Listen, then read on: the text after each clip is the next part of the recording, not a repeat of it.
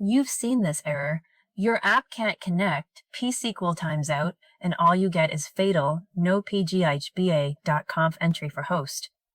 It's frustrating because you need to check both your network configuration and your access rules to fix it. So we're going to walk through the 5 real root causes behind this error and the exact line you need to add for each one. Before we fix it, you need to understand what this error actually means. When a client tries to connect, Postgres checks 2 things. First, does pghba.conf allow this specific connection? Second, is the server even listening on the right interface? If either check fails, the connection attempt is rejected. Think of it as a 2-stage gate. Stage 1, Postgres checks pghba.conf to see if this connection is allowed. It walks through the file line by line until it finds a match. No match? You get the no pghba.conf entry error. Stage 2, Postgres only listens on the interfaces you've configured in listen addresses. If you're trying to connect over the network, but Postgres isn't listening on that interface, the connection fails. Fail either check and the connection is rejected. It's that simple. The first and most common cause. Your listen addresses setting doesn't include the interface the client is connecting from. This setting controls which network interfaces Postgres accepts connections on. If it's not configured correctly, network connections will fail. Run select current setting listen addresses to see what you've got. If it's localhost and you're trying to connect from another machine, that's your problem. The fix, edit postgresql.conf directly to set listen addresses =**, which means all interfaces, then restart the server. You can also set it to a specific IP or use 0.0.0.0 to listen on all IPv4 addresses or a comma-separated list of IPs. Changing listen addresses requires a restart to take effect. Here are the traps people fall into. 1. They set it to localhost only, so network connections fail immediately. 2. They set listen addresses to a specific IP, but the client connects via a different interface, maybe a VPN IP versus a LAN IP. 3. IPv4 versus IPv6 confusion. If you're listening on the IPv6 wildcard at 1010s, but your client is using IPv4, it won't connect. 4. They changed the config but forgot to restart. And 5.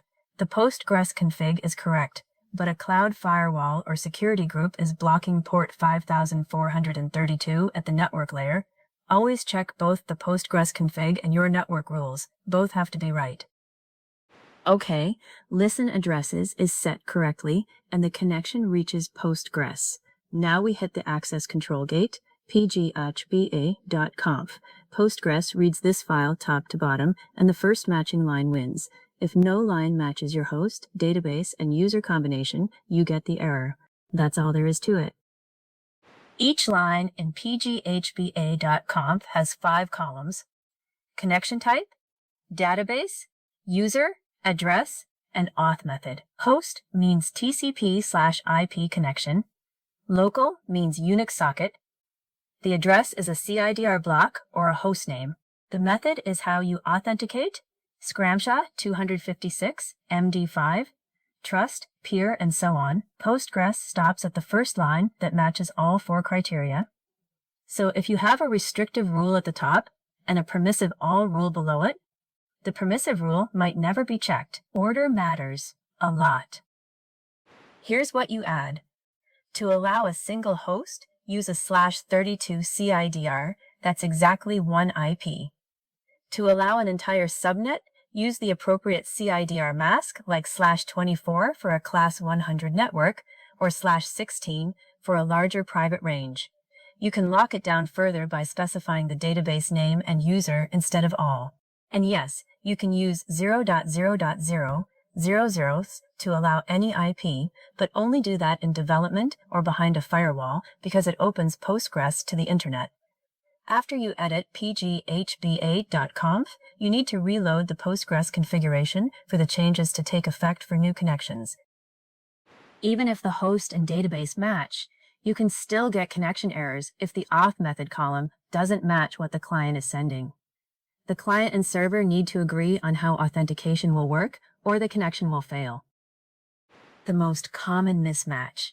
Your psql.conf says Scramsha 256, but the client is configured for MD5, or vice versa. Another trap. You've set the method to peer or ident, which only works for local Unix socket connections and relies on the operating system username. If a TCP client tries to connect, it fails. And trust is special. It skips all authentication, which is useful for recovery, but dangerous in production. Make sure the method in pghba.conf matches what your client library and connection string expect. They have to agree. By the way, MyDBA's free health check continuously monitors your Postgres configuration, including pghba.conf rules and listen addresses. It'll flag overly permissive rules, missing Scramsha 256, which is a recommended security practice for enhancing security and other security misconfigurations. You connect your own database and the first report lands in minutes, then keeps updating every week. This one's a syntax trap. People write an IP address in pghba.conf without the CIDR suffix, or they use the wrong subnet mask, and the rule might not match the client IP as expected. It's an easy mistake to make. Here's what goes wrong. 1. You write just the IP without a subnet mask, and Postgres treats it as a single host in pghba.conf. 2. You use the wrong CIDR mask and end up allowing more or fewer addresses than you intended. 3. A typo in the IP means the rule never matches. 4. Mixing IPv4 and IPv6 notation without realizing your client is using the other protocol. And 5. Overlapping rules where a broad 0.0.000th rule at the top shadows a more specific rule below it. Remember, first match wins, so put your narrow restrictive rules at the top and broad fallback rules at the bottom. Structure matters. Here are correct examples. A single IPv4 host. The IP followed by /32, a class 100 subnet. The network address with /24, which covers 256 addresses from point 0 to point 255. And for IPv6, a single host is /128. If you're allowing a range, make sure the network address is correct. For a /24, the last octet should be 0. Postgres will tell you if the syntax is wrong when you reload, but it won't tell you if the CIDR block doesn't actually include the client IP you're trying to allow. You have to check that yourself. Finally, Docker. When you run Postgres in a container, the client IP that Postgres sees isn't the IP you expect. It's the Docker bridge or overlay network IP. This trips people up because the pghba.conf rule they wrote for their host machine's IP doesn't match the IP Docker is actually sending. It's a common gotcha. In Docker bridge mode, the default, your container gets an IP in the 172.17.0, 0/16 range, and connections appear to come from that bridge network. So your pghba.conf needs a rule for 172.17.0, 0/16, not your laptop's 192.168 address. If you use host networking mode with network host, the container sees the real client IP and your normal pghba rules work. In Docker Compose, containers talk to each other by service name, which resolves via Docker's internal DNS, and Postgres sees the container IPs. The fix: allow the Docker bridge subnet, or use host mode if you need the real client IP for logging or stricter access control. Pretty straightforward once you know. Here's how you fix it. For the default Docker bridge, allow 172.17.0, 0/16. If you've defined a custom Docker network with a different subnet, use that CIDR instead. Check with Docker Network Inspect. If you need the real client IP, run the container with nimr s network host, and in Kubernetes, allow the pod CIDR, usually something like 10.244.0, 0/16. But check your cluster's network plugin config. The key insight: the IP Postgres logs in pglog is the IP you need to allow in pghba.conf. so check your logs to see what's actually connecting. Don't guess. Look at the logs. When you hit this error, work through the checklist methodically. First, confirm listen addresses includes the interface you're connecting from. Use select current setting, listen addresses, and remember to restart after changes. Second, check psql.conf for a matching rule.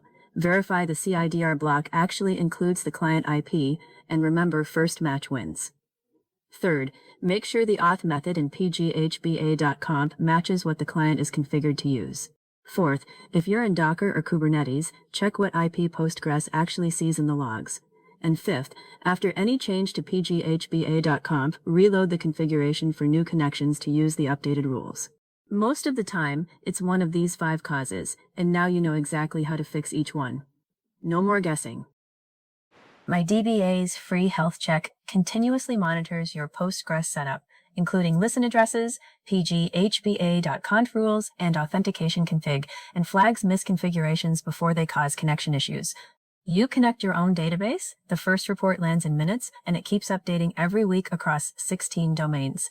Head to mydba.dev, connect your database, and get your first health check today. It's free, and you'll know exactly what needs fixing.